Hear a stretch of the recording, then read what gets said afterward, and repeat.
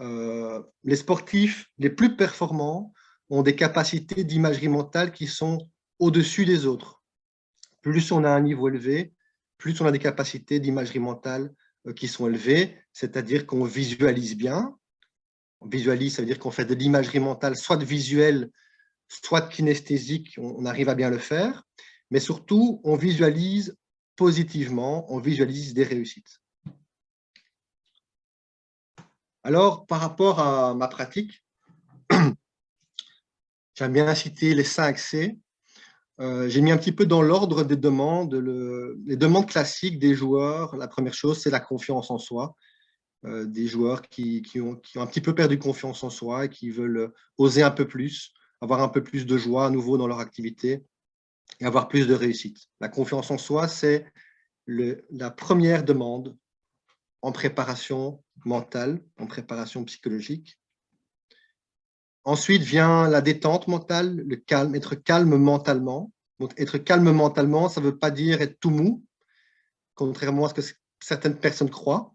On peut être très actif, très combatif, mais calme mentalement. Ça veut dire qu'on est relâché dans ses mouvements, on se contracte quand il faut, on se relâche quand il faut. On va dire que le jeu est fluide. Ça, ce sont les mots utilisés par les joueurs. Hein. Et les joueurs cherchent beaucoup à relâcher la pression qu'ils se mettent ou qui est mise par l'entourage, notamment l'entraîneur, les clubs. Troisième type de demande classique, c'est la concentration. Et en particulier, la concentration dans des moments voilà, où on échoue, où quelque chose ne se passe pas bien. Là, beaucoup de joueurs ont des difficultés à rester concentrés, à garder confiance.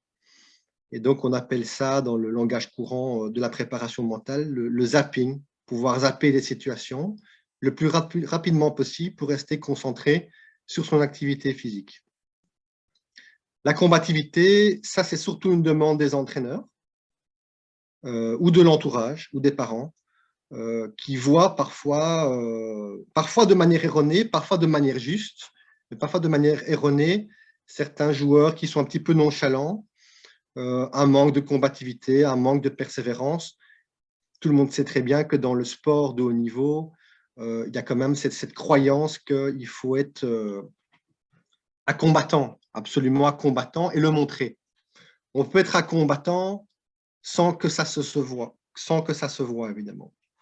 Maintenant, parfois, effectivement, certains sportifs manquent de combativité, mais il faut se méfier des apparences. Alors, autre demande qui est fréquente, ce sont les problèmes de cohésion d'équipe. Donc, dans les clubs où j'ai l'occasion de travailler, parfois il y a des problèmes de cohésion, des conflits. Et dans les sports d'équipe, des problèmes de communication, c'est-à-dire des communications négatives, des reproches trop négatifs les uns faits aux autres, qui n'apportent rien de bon, que ce soit sous le terrain ou en dehors. Les 5 C.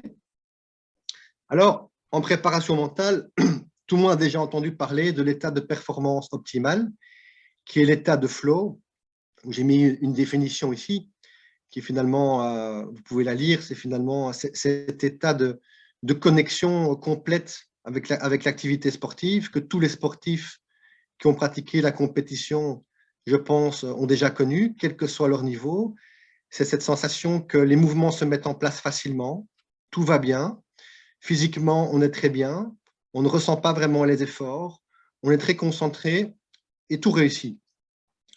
Fort lié effectivement à des facteurs motivationnels, mais en fait, fort lié à toutes les aptitudes psychologiques, pas seulement, également à des facteurs physiques, techniques évidemment, mais aussi psychologiques.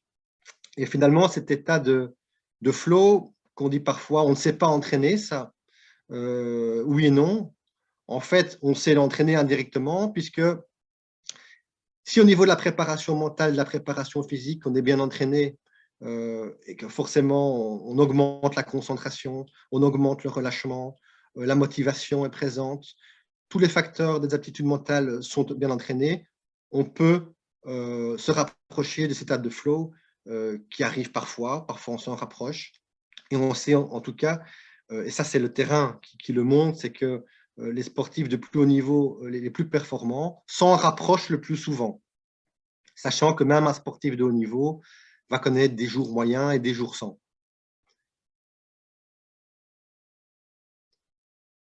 Alors, par rapport aux demandes en préparation mentale, les contextes sont assez…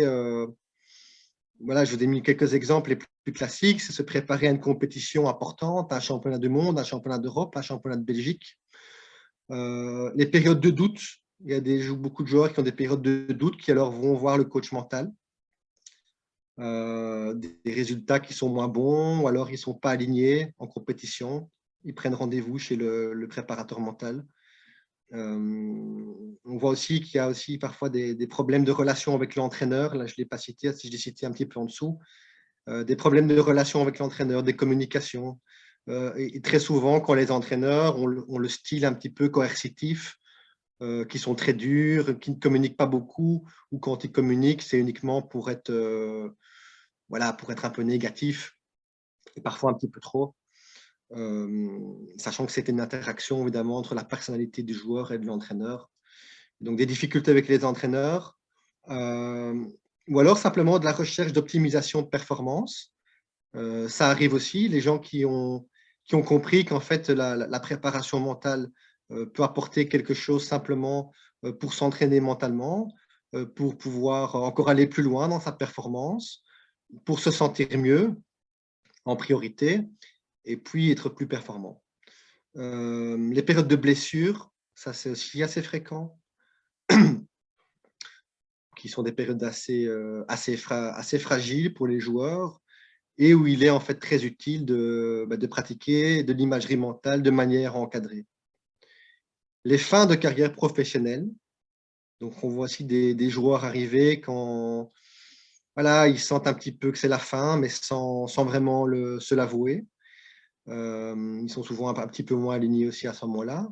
Une période très importante, évidemment, sachant que voilà, qu'il y a pas mal de sportifs professionnels qui ont aussi des difficultés avec la fin de carrière pour pouvoir trouver un travail et pour pouvoir aussi structurer ses journées. Hein. On sait quand même qu'un sportif professionnel a été structuré comme ça par des horaires, par des plannings, par des prises en charge, où parfois on fait beaucoup de choses pour eux, et tous les horaires sont faits, et puis du jour au lendemain, ils n'ont plus de structure, ils n'ont plus vraiment aussi d'appartenance.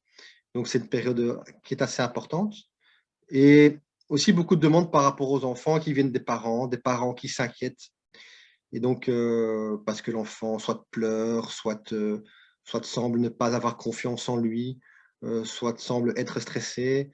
Et donc là, il convient toujours de bien analyser bah, si le joueur est intéressé par la préparation mentale, si elle est vraiment indiquée et s'il n'y a pas d'autres soucis.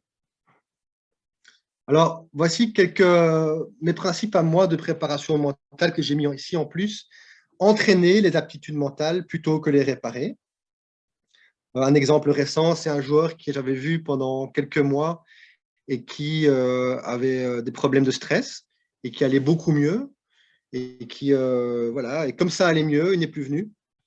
Et puis, quelques mois après, il est revenu en me disant en fait, j'aurais dû continuer à venir parce que j'aurais dû continuer à m'entraîner. Finalement, en ne venant plus, j'ai arrêté d'entraîner mes aptitudes mentales et mes vieux démons sont revenus et je pète de nouveau des câbles en match. Je suis de nouveau trop nerveux. Et donc, il a repris l'entraînement et ça va mieux. Donc, entraîner plutôt que réparer. Ne pas se focaliser sur le résultat, mais plutôt sur les exercices. Ça, c'est aussi pour les parents et les entraîneurs. Ne pas attendre un résultat tout de suite, c'est de nouveau mettre la pression, mais plutôt se centrer sur le chemin, sur les exercices à pratiquer pour être plus concentré, pour être plus calme, pour être plus confiant, et toujours mettre le résultat entre parenthèses.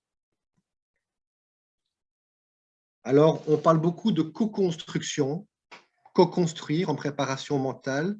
Avec le sportif, on va trouver des solutions qu'il a déjà utilisées, des solutions inédites. On va partir de situations de réussite. Donc, on va beaucoup co-construire, mais ce n'est pas toujours vrai. Oui, c'est vrai, mais il faut aussi s'adapter. Certains joueurs, dans un premier temps, ont besoin d'exercices, de techniques. Donc, on va leur donner des techniques, on va leur donner à manger dans un premier temps. Alors que d'autres joueurs ont besoin seulement de parler et d'être entendus à certains moments. Ça, il faut le savoir aussi. qu'on ne va pas spécialement rentrer dans les schémas classiques comme je vais vous présenter tout de suite.